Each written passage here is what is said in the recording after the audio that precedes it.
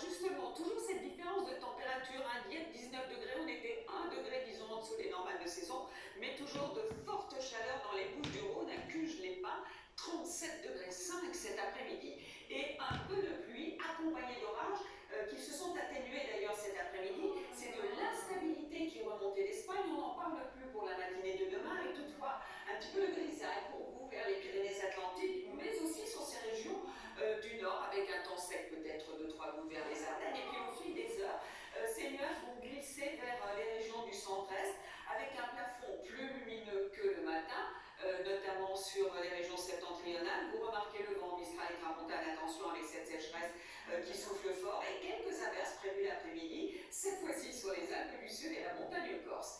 Voici les températures matinales, donc toujours très élevées pour les Niçois, 24 degrés, 20 aussi du côté de Nîmes, c'est plus agréable sur le nord. Ça sera aussi l'après-midi, on devrait partir de quelques 20 degrés pour Cherbourg, et encore de la chaleur dans le sud, 34 degrés entre Nîmes et Marseille, et 29 à 30 degrés près de la Garonne. Alors voici la suite avec des jours qui se suivent et qui se ressemblent.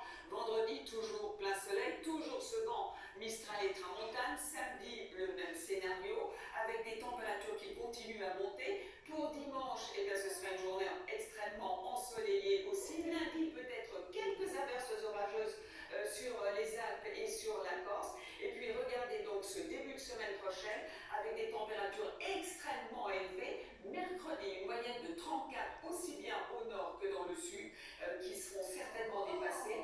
Donc de fortes chaleurs qui s'installent avec toujours cette sécheresse. Et d'après Météo France, le week-end du 14 juillet, il devrait faire encore plus chaud.